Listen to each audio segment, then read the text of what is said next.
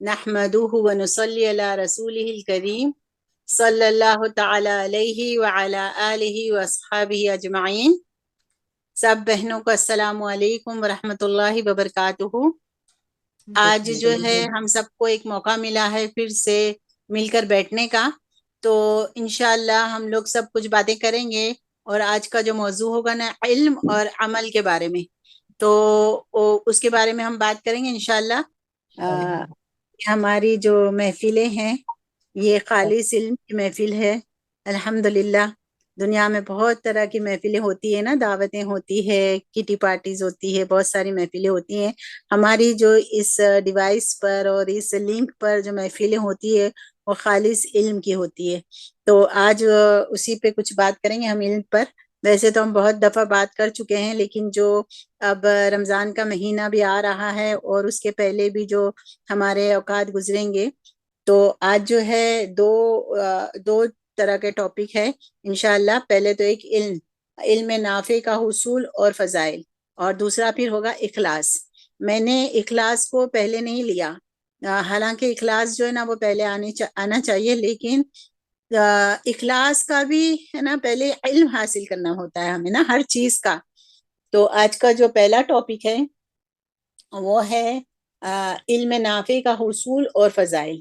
ٹھیک ہے، آپ لوگ چاہے تو پین پینسل لے کر نا پوائنٹس لکھ سکتے ہیں۔ تو اسلامی طرز معاشرت کا اولین اصول، ٹھیک ہے، یہ نکات ہوگی، یہ پوائنٹ ہوں گے۔ تو یہ پہلا پوائنٹ ہے، تو اسلامی طرز معاشرت کا اولین اصول یہی ہے کہ ہر انسان، طرز معاشرت یعنی ہم ایک معاشرے میں رہتے ہیں نا، ہماری ایک کمیونٹی ہے، ہمارا ایک پورا جو ہے نا گروپ ہے، اور ہم جو ہے سارے مسلمان ہیں، تو یہ کیا اسلامی طرز معاشرت کا اولین اصول یہی ہے کہ ہر انسان کو علم کی دولت سے مالا مال ہونا چاہیے، ٹھیک ہے نا، اور اسے اسلام کی بنیادی تعلیمات کے علاوہ فرائض و واجبات اور روزمرہ کے پیش آمدہ مسائل میں شرعی رہنمائی کا علم ہو، ٹھیک ہے نا۔ تو اس کو نا ہم نے اچھی طریقے سے سوچ بچار کر جو ہے نا وہ سیکھنا چاہیے۔ یہ علم ایسے ہی نہیں کھڑے ہو جاتے ہیں، مسجدوں میں چلے جاتے ہیں یا مصلی پہ کھڑے ہو جاتے ہیں، حج اور عمرہ تک پہ بھی چلے جاتے ہیں اور علم حاصل ہم نہیں کرتے مسلمان، تو پھر اس کا نا فائدہ زیادہ ہمیں جیسا چاہیے ویسا ہوتا نہیں ہے۔ تو بنیادی اصول، اولین اصول جو کیا ہے کہ ہمیں علم حاصل کرنا چاہیے تمام عبادات کا، اور پورے اس کا نا ہمیں تعلیم لینی چاہیے۔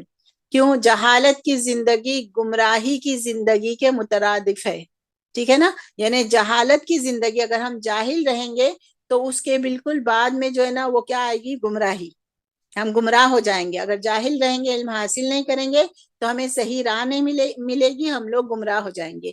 تو اس لیے خود بھی راہ ہدایت پر گامزن ہونے کے لیے، اور لوگوں کے قلوب و اذہان کو بھی اس سے، یعنی ذہنوں کو اور دلوں کو بھی اس سے منور کرنے کے لیے ضروری ہے کہ وہ تعلیم و تعلم سے وابستگی رکھے، یعنی تعلیم اور تعلم یعنی سیکھنا اور سکھانا، علم اور عمل اور سیکھنا اور سکھانے سے وابستگی رکھے، کیونکہ یہ اسلام کا بنیادی ترین امر ہے۔ ہمارے نبی کریم صلی اللہ علیہ وسلم پر بھی اللہ تعالیٰ نے جو پہلی وحی نازل فرمائی وہ تعلیم کے بارے میں ہی تھی۔ تو جس کا ترجمہ میں پڑھتی ہوں، سورہ علق کی آیت نمبر 1 سے لے کے 5 تک ہے کہ پڑھ اپنے رب کے نام سے جس نے پیدا کیا، اس نے انسان کو جمے ہوئے خون کے لوتھڑے سے پیدا کیا، پڑھ اور تیرا رب بڑا عزت والا ہے، جس نے قلم کے ذریعے علم سکھایا، اس نے انسان کو وہ علم دیا جسے وہ جانتا ہی نہ تھا۔ تو یہ ہے کہ یہ علم کی اہمیت سے خوب واقف کرنے کے لیے نبی کریم صلی اللہ علیہ وسلم نے بھی کچھ فرمایا۔ کیا فرمایا انہوں نے؟ ایک بہت پیاری حدیث ہے اور جو ہم ہمیشہ سنتے آئے ہیں۔ تو قرآن کی آیت ہو گئی، اور اب جو ہے نا جو ہے وہ قرآن سے ہمیں پتہ چل گیا علم کی اہمیت کے سب سے پہلی وہی ہی جو ہے نا وہ سیکھنے والی تھی، سکھانے والی تھی۔ تو اب یہ جو ہے حدیث ہے، یہ سنن ابن ماجہ میں ہے، طلب العلم فریضۃ علی کل مسلم، علم کا حصول ہر مسلمان پر فرض ہے۔ تو اب ہمیں یہ دیکھنا ہے کہ وہ کون سا علم ہے جس کا حصول ہر مسلمان پر فرض ہے۔ تو اس سلسلے میں جان لیجئے کہ اسلام نے علم کو نفع بخش اور غیر نفع بخش کے دو حصوں میں تقسیم کیا ہے۔ دو طرح کے علم ہے، ایک ہوتا ہے نفع بخش اور دوسرا ہوتا ہے کہ غیر نفع بخش، یعنی جس سے کوئی نفع نہ پہنچے۔ یہ نفع و ضرر دنیا و آخرت دونوں اعتبار سے، یعنی نفع اور نقصان، دوسرا جو ہوتا ہے ایک نفع دیتا ہے، دوسرا ہو سکتا ہے کہ نفع نہ دے اور ہو سکتا ہے کہ پھر نقصان دے آگے جا کے۔ تو یہ دونوں جو ہے نا دنیا اور آخرت دونوں کے اعتبار سے ہے، جبکہ نظام تعلیم اور اسلام کے فلسفہ تعلیم میں یہی فرق ہے کہ یہ صرف مادیت کے حصول کو ترجیح دیتا ہے، یعنی دنیاوی علم جو ہے نا وہ صرف مادیت کے حصول کو ترجیح دیتا ہے، اور اسلام دنیاوی زندگی میں جائز آسائش و آرام، سکون اور کامیابی کی نفی نہیں کرتا، بلکہ اسلام دنیا کے مقابلے میں کہیں زیادہ آخرت کی فوز و فلاح اور ابدی نجات کو اپنے تعلیمی و تربیتی نظام کا اساسی ہدف قرار دیتا ہے۔ یعنی سب سے پہلا ٹارگیٹ اسلام جو ہے نا اپنے علم حاصل کرنے کے وہ جو پورا پروسیجر ہوتا ہے، اس میں سب سے پہلا ٹارگیٹ جو ہے نا، سب سے بڑا ٹارگیٹ کیا ہوتا ہے کہ وہ دنیا بھی حاصل، مطلب اس سے جو ہے نا وہ اگنور نہیں کرتا دنیاوی جو ہے نا سٹیٹس کو یا دنیا کی چیزوں کو یا دنیا کی ترقی کو، کامیابی کو کی نفی نہیں کرتا، بلکہ اسلام کیا کرتا ہے، اس کے مقابلے میں زیادہ وہ ہے نا آخرتی فوز و فلاح اور ابدی نجات کو جو ہے نا وہ ہدف بناتا ہے، ٹارگیٹ بناتا ہے، ٹھیک ہے، کہ ایسا علم حاصل کیا جائے جو کہ ہماری دنیا میں بھی کام آئے، لیکن وہ ہمارے لیے اتنا جو امپورٹنٹ نہ ہو جتنا امپورٹنٹ یہ ہو کہ ہماری آخرت اور ان کی فوز و فلاح ہمیں ملے۔ تو اب اس کے لیے جو ہے نا سورۃ القصص کی آیت نمبر 77 ہے، اس میں میں ترجمہ پڑھوں گی کہ اور جو کچھ تجھے اللہ نے دے رکھا ہے اس میں سے آخرت کے گھر کو تلاش کر اور اپنے دنیاوی حصے کو نہ بھول۔ یہ وَابْتَغِ فِيمَا آتَاكَ اللَّهُ الدَّارَ الْآخِرَةَ وَلَا تَنْسَ نَصِيبَكَ مِنَ الدُّنْيَا وَأَحْسِنْ كَمَا أَحْسَنَ اللَّهُ إِلَيْكَ وَلَا تَبْغِ الْفَسَادَ فِي الْأَرْضِ إِنَّ اللَّهَ لَا يُحِبُّ الْمُفْسِدِينَ۔ یہ آیتیں ہیں سورۃ القصص کی، اور اس میں کیا بتایا گیا ہے کہ اور جو کچھ تجھے اللہ تعالیٰ نے دے رکھا ہے اس میں سے آخرت کے گھر کو تلاش کر اور اپنے دنیاوی حصے کو نہ بھول، جس طرح کہ اللہ تعالیٰ نے تیرے ساتھ احسان کیا ہے تو بھی اچھا سلوک کر اور ملک میں فساد کا خواہاں نہ ہو، یقیناً اللہ مفسدوں کو ناپسند رکھتا ہے۔ سے کیا پتہ چلتا ہے کہ جو بھی ہمیں دنیا میں مال متاع، اولاد، جو کچھ بھی ہمیں ملا ہے، وہ سب سے ہم نے ایک کام جو امپورٹنٹ ہے وہ کیا کرنا ہے کہ وہ اس سے کیا کرنا ہے کہ آخرت کے گھر کو تلاش کرنا ہے، آخرت کے گھر کو سنوارنا ہے ہمیں، اور دنیا کے بھی جو ہے نا دنیاوی چیزوں کے بھی جو حصے ہیں اس کو بھی نہیں بھولنا ہے، اس کو بھی جو ہم نے اپنے نظر کے سامنے رکھنا ہے، اور اچھا گھر، اچھی گاڑی، اچھا رہنا سہنا، اچھے کپڑے، وہ بھی بھولنا نہیں ہے، لیکن اسی کو ہدف نہیں بنانا، آخرت کے گھر کو پہلے امپورٹنس دینا ہے۔ پھر ہے کہ اللہ تعالیٰ نے جس طریقے سے یہ ساری چیزیں دے کر احسان کیا ہے، تو انسان کو ہم کو بھی چاہیے کہ ہمیں بھی اچھا سلوک کرنا ہے، دوسروں کے ساتھ بھی، اپنے آپ کے ساتھ بھی، اللہ تعالیٰ اور اپنے اسلام کے ساتھ، قرآن کے ساتھ، رسول کے ساتھ، سب کے ساتھ، اور پھر کیا ہے کہ فساد نہیں کرنا۔ اگر یہ ساری چیزیں نہیں کریں گے، اچھا سلوک نہیں کریں گے، تو کیا ہوگا کہ فساد ہوگا۔ تو اب یہ ہے علم کی بنیادی دو اقسام ہیں۔ علم نافع، جو علم دنیا و آخرت کے اعتبار سے انسان اور انسانی معاشرے کے لیے خیر اور کامیابی کا باعث ہو، اسلام کی نظر میں یہ علم نافع۔ ہم دعا بھی مانگتے رہتے ہیں نا اللہ تعالیٰ سے کہ ہمیں اللہ تعالیٰ ہمیں جو ہے نا تو علم نافع عطا فرما، تو یہ چیزیں ہوتی ہے کہ جو انسانی معاشرے کے لیے خیر اور کامیابی کا باعث ہو، ٹھیک ہے نا، انسان اور انسانی کے یہ علم نافع ہے، دنیا کے لحاظ سے بھی، دنیا اور آخرت کے اعتبار سے، دنیا کے لحاظ سے بھی اور آخرت کے لحاظ سے بھی، انسان اور انسانی معاشرے کے لیے جو بھی خیر اور کامیابی کا باعث ہو، تو یہ جو ہے نا علم نافع ہے۔ اور امام غزالی رحمہ اللہ فرماتے ہیں کہ علم نافع سے مراد وہ علم ہے جو انسان میں خوف الہی بڑھا دے اور دنیا کی طمع و رغبت کم کر دے۔ اب جو ہے یہ موسم آ رہا ہے، انشاءاللہ ہم لوگ علم حاصل کریں گے، دورہ تفسیر میں بھی علم حاصل کریں گے، اور جو عبادتیں بھی کریں گے، عمل بھی کریں گے۔ تو اس سے پہلے بھی نمازوں کے بارے میں جو ہے نا ہم صحیح کریں گے اپنی نمازیں، تو اب اس سے ہم نے ایک نشانی ہمیں یہاں پر کیا بتائی گئی ہے کہ علم نافع کیا ہے. جو کچھ بھی ہم حاصل کر رہے ہیں، ہو سکتا ہے کہ بہت سارے لوگ ایک ساتھ ایک ہی جگہ پر ایک ہی کلاس میں بیٹھ کر نہ علم حاصل کر رہے ہیں، تو کسی کو کیا ملا، کسی کو کیا ملا. ٹھیک ہے، تو وہ دیکھنا ہے کہ مجھے کیا ملا. تو پہلے یہ اپنا معیار یہ دیکھنا ہے کہ خوف الہی بڑھا یا نہیں. اپنی جانچ ہم خود کریں. ٹھیک ہے نا. تو خوف اللہ کا ڈر بڑھا یا نہیں، اور دنیا کی طمع و رغبت کم ہوئی کہ نہیں.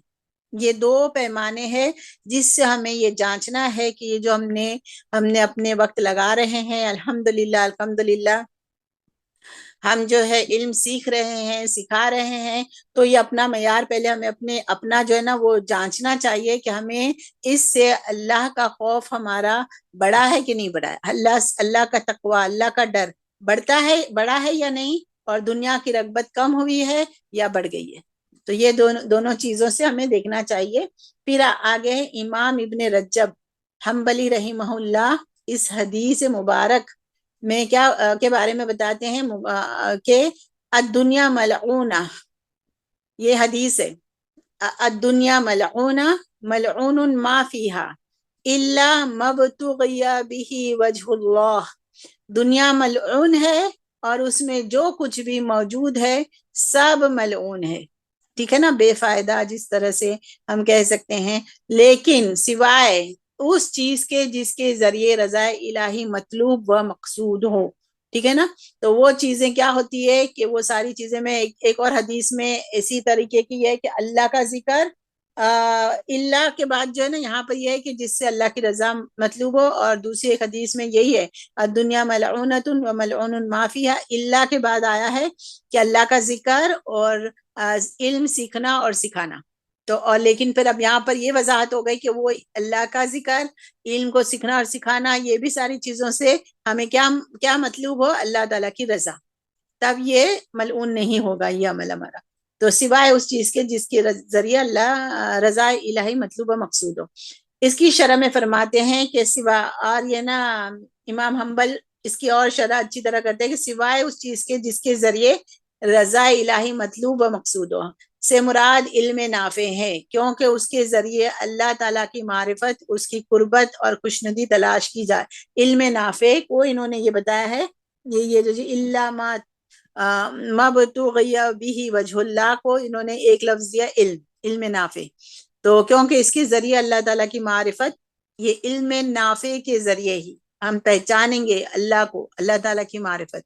پھر اس کی قربت، معرفت ہوگی، ہمیں پہچان ہوگی، تو انشاءاللہ ہم ایسے عمل کریں گے کہ پھر اس کی قربت بھی ہوگی، اس کے قریب بھی ہوں گے، اس کی پسند ناپسند کو جانیں گے، اس کے غصے کو جانیں گے، کس کو جس چیز کو ناپسند کرتا ہے، تو پھر ہم اس کی قربت بھی حاصل کریں گے اور خوشنودی تلاش کی جا سکتی ہے، پھر ہم کریں گے. پھر نمبر 2 ہے، پہلا ہو گیا علم نافع، دوسرا ہے علم دار، یعنی درر پہنچانے والا علم، جو تعلیم دنیا اور آخرت یا دونوں جہاں میں سے کسی ایک کے لیے بھی نقصان کا باعث بنے، وہ علم دور یعنی نقصان دہ علم ہے. بعض اہل علم نے اسے علم ہی شمار نہیں کیا. ان کا کہنا ہے کہ اس کو علم نہیں کہا جا سکتا جو دین، عوام یا معاشرے کے لیے نقصان دہ ثابت ہو. جیسا کہ نبی صلی اللہ علیہ وسلم کا ارشاد ہے، اجتنبوا السبع الموبقات، 7 ہلاک کرنے والی چیزوں سے بچو. اس میں کیا بتایا گا؟ الشرک باللہ والسحر. 7 میں سے 2 کا ذکر یہاں پر ہے کہ اللہ کے ساتھ شرک کرنا، اور دوسرا ہے کیا ہے؟ سحر یعنی جادو. تو جادو بھی ایک علم ہے نا، جادوگر بھی وہ سیکھتا ہے، اپنی زندگی لگاتا ہے، اپنا اوقات لگاتا ہے جادو کرنے کے لیے، لیکن وہ سیرے سے یہاں پر کہا گیا کہ وہ علم ہی نہیں ہے، کیونکہ اس سے وہ دنیا کو نقصان پہنچاتا ہے، اپنی آخرت کو، دوسروں کو، سب کو نقصان. اور شرک، اللہ کے ساتھ شرک کرنا، اس کے لیے بھی علم ہوتا ہے، یہ اس کے لیے بھی علم حاصل کرتے ہیں. تو یہ ہے کہ یعنی اعتقادی خرابیاں، یہ جو نا الشرک باللہ کا کیا مطلب ہے؟ اعتقاد، عقیدے کی خرابیاں، اور جادو کرنا وغیرہ بھی سیکھنے کے بعد بھی عمل میں آتے ہیں، سیکھنے کے بعد ہی عمل میں آتے ہیں. ٹھیک ہے نا. تو یہ چیزیں، لیکن زبان نبی صلی اللہ علیہ وسلم سے ان کو ہلاکت خیز قرار دیا گیا ہے. آپ صلی اللہ علیہ وسلم ایسے علم سے پناہ مانگنے کا حکم دیا کرتے تھے جو بے فائدہ اور بے ثمر ہو۔ آپ صلی اللہ علیہ وسلم کا فرمان ہے صلی اللہ علما نافعا وتعوذوا باللہ من علم لا ينفع، اللہ تعالیٰ سے نفع بخش علم کا سوال کرو اور ایسے علم سے اللہ کی پناہ مانگو جو فائدہ نہ دیتا ہو۔ اب اگر اس کو ہم آج کل کے لحاظ سے ہم دیکھیں کہ بے فائدہ علم یا ضرر والا علم کیا ہوتا ہے، تو ہم دیکھیں بہت سارے جو ہے نا جو سوشل میڈیا کی ہم زیادہ تر جو ہے نا وہ اگزامپلس دے سکتے ہیں۔ تو دیکھیں کہ نا بہت سارے لوگ نا یوٹیوب پہ آج کل انسٹاگرام پہ یوٹیوب پہ ریلز اور شارٹس اور پتہ نہیں کیا کیا ساری چیزیں، بہت ساری چیزیں ہیں نا جو وہ ڈالتے ہیں۔ تو اس میں بعض ہوتے ہیں نا اگر کھانا پکانے کا بھی سکھا رہے ہیں تو وہ علم نافع ہے، یعنی انسان کو ہے نا کسی کو نہیں آتا کھانا پکانا یا کوئی اچھی ڈش پکانا چاہتا ہے تو وہاں سے دیکھ کر اگر وہ پکاتا ہے تو ٹھیک ہے، اچھی بات ہے، کوئی اچھا باز ہے تو بھی وہ اچھی بات ہے۔ لیکن اگر آج کل یہ بھی ہو گیا ہے کہ اب تو ہے نا پرانے اور نئے اور سارے گانوں پر نا بچے ہمارے ٹین ایجر چھوٹے چھوٹے بچوں کو نا ہاں تو ڈانس کروایا جاتا ہے اور پھر وہ جو ہے نا پوسٹ ڈالی جاتی ہے، تو یہ کیا ہوگا، یہ علم ضرر ہے، دار، اس سے کوئی فائدہ نہیں ہوگا، دوسروں کو بھی نقصان ہوگا، وقت کا ضیاع ہوگا، جتنے لوگ دیکھیں گے ان کے جو ہے نا وہ گمراہ ہوں گے، جہالت آئے گی، آخرت کی اتنی تیاری وہ کم کر سکیں گے، وقت کو نا وہ ضائع کریں گے۔ تو یہ ساری جو وہ بھی ایک علم ہے، وہ بھی ایک آرٹ ہے، ٹھیک ہے نا، تو لیکن وہ علم کیا ہے، وہ سیرے سے اب اس کو کہیں گے کہ علمی نبوی لینگویج میں وہ علم ہوگا ہی نہیں، کیونکہ وہ نقصان پہنچا رہا ہے انسانوں کو۔ تو ایسے تو کئی ایگزامپلس آپ کو مل جائیں گے۔ پھر ہے اور خود نبی صلی اللہ علیہ وسلم یہ دعا فرمایا کرتے تھے کہ اللہم انی اعوذ بک من علم لا ینفع، کہ اے اللہ میں ایسے علم سے تیری پناہ مانگتا ہوں جو نفع بخش نہ ہو۔ نیز رسول کریم صلی اللہ علیہ وسلم یہ دعا بھی فرماتے تھے اللہم انفعنی بما علمتنی وعلمنی ما ینفعنی وزدنی علما، کہ اے اللہ جو علم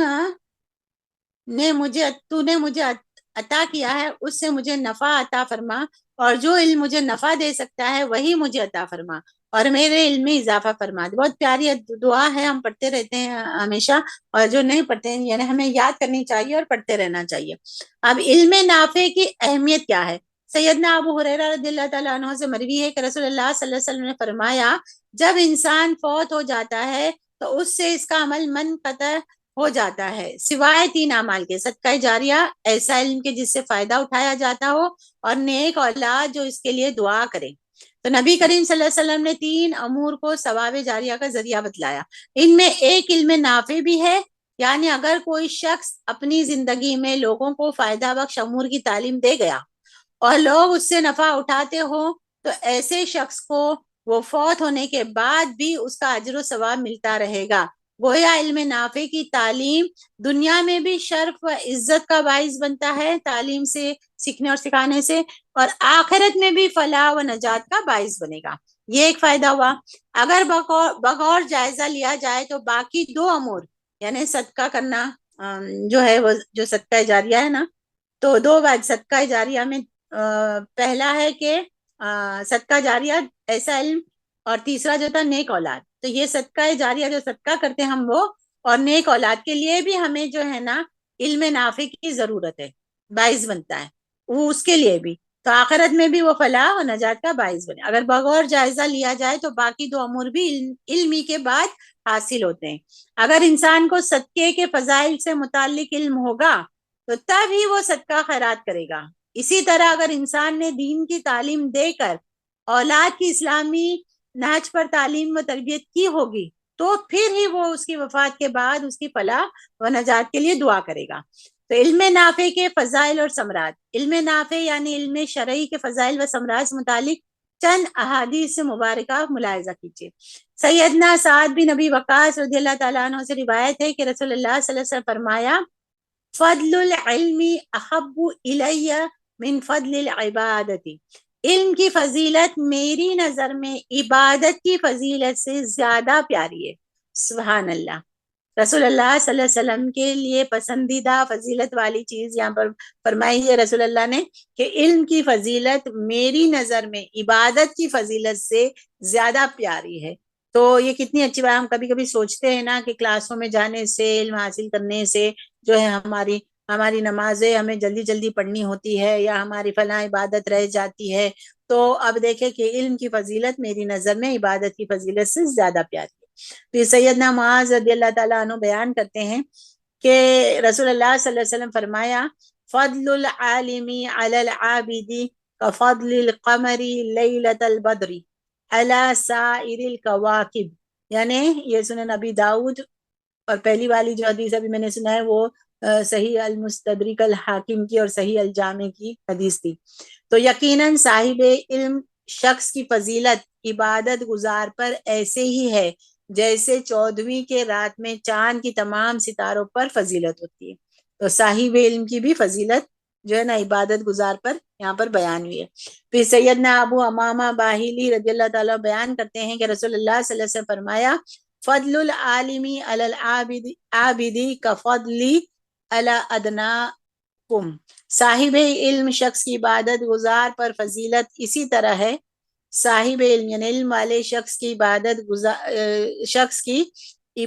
گزار یعنی عابد پر فضیلت اسی طرح ہے جیسے مجھے تمہارے کسی ادنا شخص پر فضیلت حاصل ہے. سبحان اللہ.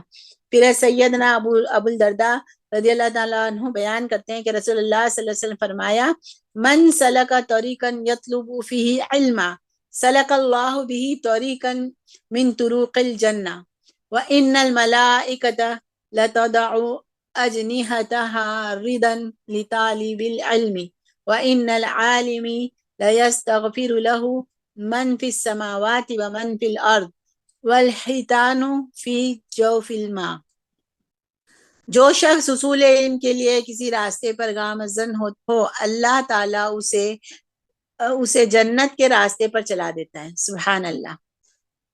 فرشتے طالب علم سے خوش ہو کر اپنے پیر اس کے نیچے بچھا دیتے ہیں اور آسمان و زمین میں موجود تمام مخلوق اور پانی میں موجود مچھلیاں بھی عالم کے لیے دعائیں مغفرت کرتی ہے. یہ سنن ابی داؤد، سنن الترمذی، سنن ابن ماجہ اور صحیح الجامع، یہ ساری کتابوں میں نا یہ حدیث ہے. اللہ تعالیٰ سے ہم دعا کرتے ہیں کہ ہم بھی سب جو ہے نا فی الحال اسی محفل میں بیٹھے ہوئے ہیں تو اللہ تعالیٰ ہمیں یہ ساری خوشخبریاں دے اور یہ سارے لوگ جو ہے نا جو بتائے ہیں نا فرشتے، مچھلیاں اور یہ سارے ہمارے لیے بھی دعا کرے یا ربنا. پھر سیدہ عائشہ رضی اللہ تعالیٰ عنہ سے روایت ہے کہ رسول اللہ صلی اللہ علیہ وسلم فرمایا ساری مخلوقات خیر و بھلائی کی تعلیم دینے والے کے لیے رحمت کی دعائیں کرتی ہے، حتیٰ کہ سمندر کی مچھلیاں بھی. پھر سیدنا ابو امامہ رضی اللہ تعالیٰ عنہ بیان کرتے ہیں کہ رسول اللہ صلی اللہ علیہ وسلم نے فرمایا من